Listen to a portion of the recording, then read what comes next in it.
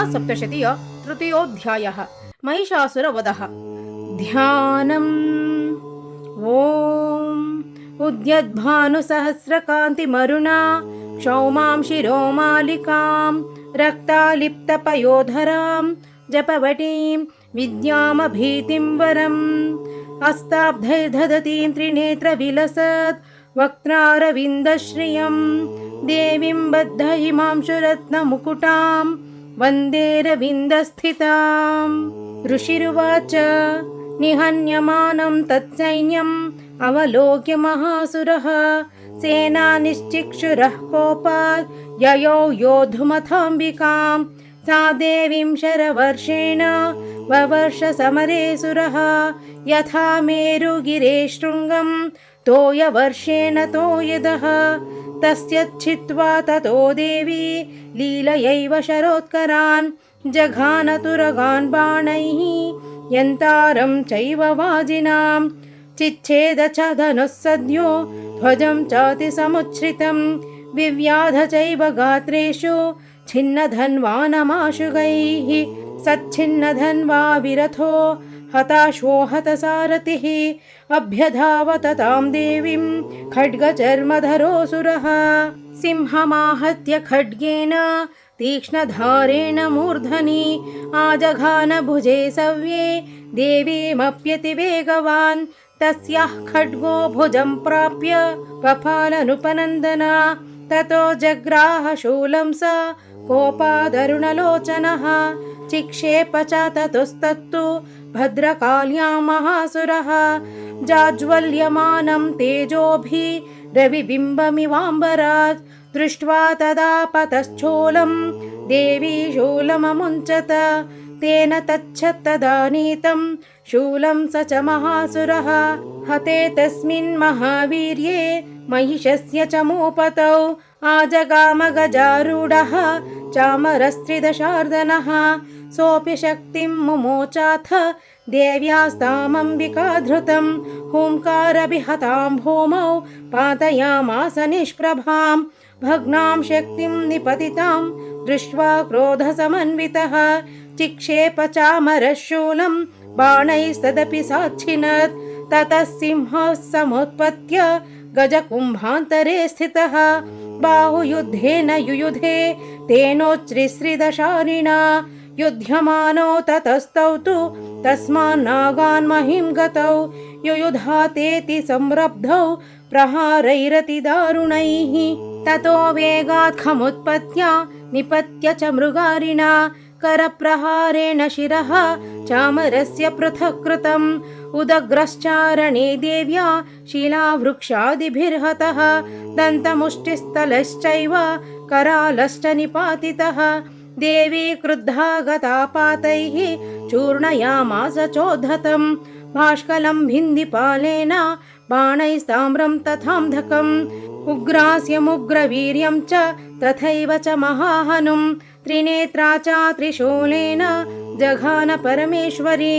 बिडालस्यासिनाकायात् पातयामास वैशिरः दुर्धरं धुर्मुखं चोभौ शरैर्निर्ण्येयमक्षयम् एवं संक्षीयमाणे तु स्वसैन्यं महिषासुरः माहिषेण स्वरूपेण त्रासयामास तान् गणान् कांश्चित्तुण्डप्रहारेण कुरुक्षेपैस्तथा परान् लाङ्गूलताडिताश्चान्यान् शृङ्गाभ्यां च विदारितान् वेगेन कांश्चिदपरान् नादेन भ्रमणेन च निःश्वासपवनेनान्यान् पातयामास भूतले निपात्या प्रमथानीकम् अभ्यधावत सोऽसुरः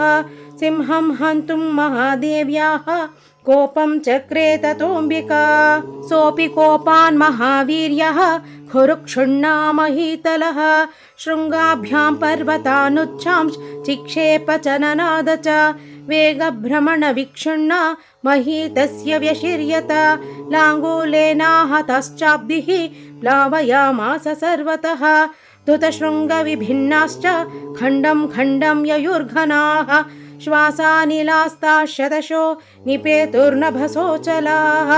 इति क्रोधा समाद्मातम् आपतन्तं महासुरं दृष्ट्वा सा चण्डिका कोपं तद्वधाय तदाकरोत् सा क्षिप्त्वा तस्य वैपाशं तं बबन्ध महासुरं तत्याजमायिषं रूपं सोऽपि बद्धो महामृधे ततः सिंहोऽभवत् सद्यो यावत् तस्याम्बिका शिरः छिन्नत्ति तावत् पुरुषः खड्गपाणिरदृश्यत तत एवाशु पुरुषं देवी चिच्छेदसायकैः तं खड्गचर्मणा सार्धं ततः सोऽभून्महागजः करेणा च महासिंहं तं च कर्ष जगर्ज च कर्षतस्तु करं देवी खड्गेन निरकृन्तत ततो महासुरो भूयो मायिषं वपुरा स्थितः तथैव क्षोभयामास त्रैलोक्यं सचराचरम् ततः क्रुद्धा जगन्माता चण्डिकापानमुत्तमं पपौ पुनः पुनश्चैव जहासारुणलोचना ननर्दचासुरः सोऽपि बलवीर्यमदोद्धतः विषाणाभ्यां च चिक्षेप चण्डिकां प्रति भूधरान् सा चातान् प्रहितांस्तेन चूर्णयन्ती शरोत्करैः उवाच तं मदोद्धूत मुखारागाकुलाक्षरं देव्युवाच गर्ज गर्ज क्षणं मूढ मधु यावत् पिबाम्यहं मया त्वयि हतेऽत्रैव गर्जिष्यान्त्याशु देवताः ऋषिरुवाच एवमुक्त्वा समुत्पत्त्या सारूढा तं महासुरं पादेनाक्रम्य कण्ठे च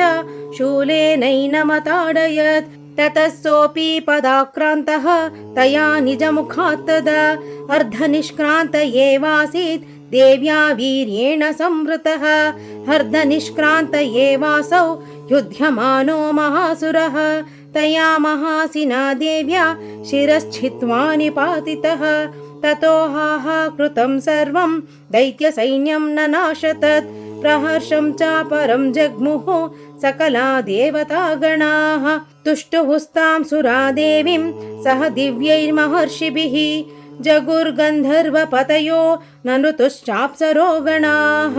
इति श्रीमार्कण्डेयपुराणे सावर्णिके मन्वन्तरे श्रीदेवी महात्म्ये महिषासुरवधो नाम तृतीयोऽध्यायः। ಧನ್ಯವಾದಗಳು.